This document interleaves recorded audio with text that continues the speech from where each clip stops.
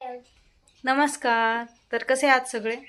स्वागत आहे तुमचं आपल्या यूट्यूब चॅनलवर, ज्याचं नाव आहे शेतकरी ब्लॉग. तर आरू आणि देवांश बघा तुम्हाला कसे हाय करतात. हाय करा. आता मी तुम्हाला सांगणार आहे की आमचं दुपारचं रुटीन कसं असतं. म्हणजे दुपारी 3 वाजल्यापासून ते पुढं संध्याकाळपर्यंत आम्ही कोणकोणती कामं करतो किंवा प्रत्येक शेतकऱ्याची इथं कोणती कामं असतात. तर चला मी तुम्हाला दाखवते दुपारपासून आमचं रुटीन काय असतं. पहिलं तर तुम्हाला या ज्या गाय दिसतात त्या मला शेडमधून बाहेर घ्यायच्या आहेत. तर आधी मी गाया बाहेर घेते.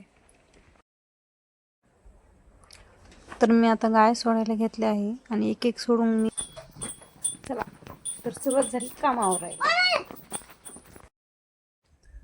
तर एक एक करून सगळ्या गाया मी बाहेर घेत आहे. आणि आता करायची होती मला कुटी, तर त्यासाठी मी आधी खाली कागद आथरून घेतला. कागद खाली आथरला म्हणजे मग खाली जो पाला पाचोळा जो पडतो तो खाली पडत नाही, डायरेक्ट कागदावर पडतो.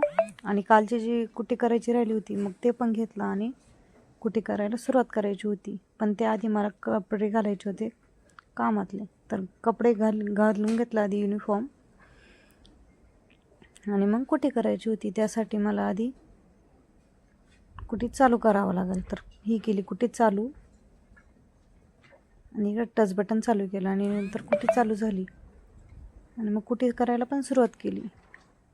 आधी थोडी कुटी करायची होती, नंतर ती लगेचच गायांना घालायची होती, त्याच्यामुळे मी आधी थोडी कुटी करून घ्यायची होती मला. आणि थोडी थोडी कुटी आमच्या मशीनमध्ये जास्त काही कुटी दळत नाही, मशीन जो नाही त्यामुळे थोडी थोडी कुटी करून घेतली.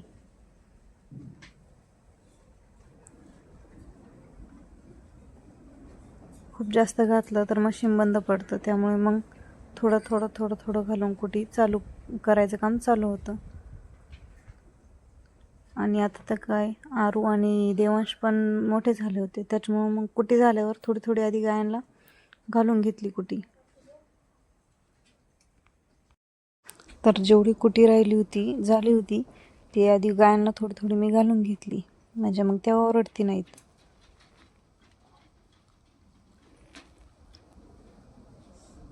आणि नंतर मग मला जायचं होतं वैरणीच्या पेंड्या आणायला. तर ही आहे आमची वळीवरूनच पेंड्या आम्ही कुटी करायला नेतो.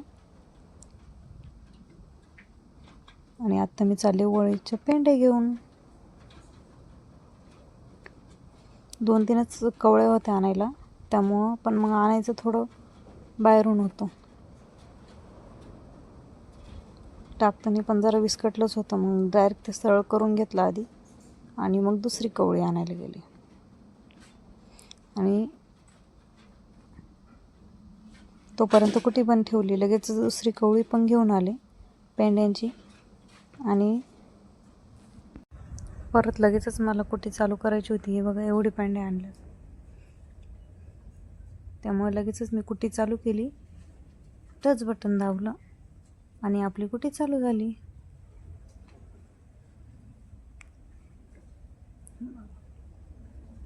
आणि मी मगाशी सांगितल्याप्रमाणे आमच्या कुटीत जास्त म्हणजे काही दळत नाही आणि जवळजवळ माझी कुटी झालीच होती. इकडं आरू आणि देवांश शेण भरत होते.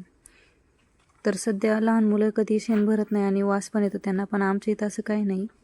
आरू आणि देवांश गंमत जमतमध्ये शेण पण भरतात, सांगितलं ते काम पण करतात.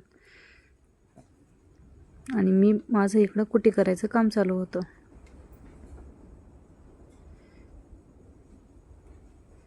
जवळपास कुटी होतच आली होती, थोडीशी राहिली होती.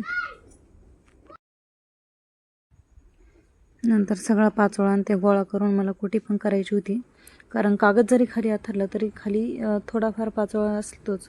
नंतर कुटी झाल्यानंतर मशीन बंद केलं आणि घरात येऊन मस्त फ्रीजमधून थंड थंड पाणी पिले. पाणी पिल्यानंतर पाहुणे आपली वाटच पाहत होते, त्यामुळं पटकन थंड पाणी पिलं पटापट. तहान पण एवढी लागली होती की उन्हाच्या तडाख्यात कुटी पण करायची होती. पोटभर पाणी पिलं आणि पाहुणे ते इकडं आपली वाटच बघत होते. हे बघा, ही बघा कशी बघते. सगळे पाहुणे आपली वाट पाहतात. तर मग आतमध्ये गेले आणि पटापट सगळ्या पाहुण्यांना सोडून दिलं.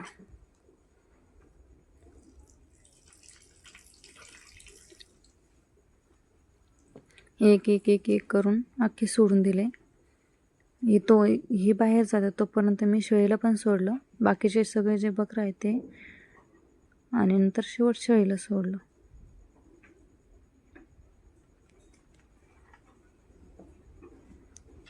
खरंच शहरापेक्षा गावाकडे किती नाही म्हटलं तरी वातावरण भारीच असतं. काम जरी असलं तर वातावरण तसं असतं की समजून पण येत नाही की आपण दिवसभरात किती काम केलं आणि काय केलं. तर मी पाहुण्यांना चालले होते शेतात चरायला घेऊन. तर हे बघा, हे माझ्या पण आधी चारा खायला चालतं आणि ही सगळ्यांच्या मागं असते. तरी हे खातात चारा. आणि आजच्या व्लॉगमध्ये एवढंच.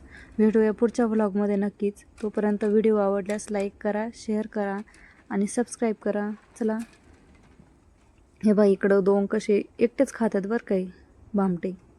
तोपर्यंत बाय बाय.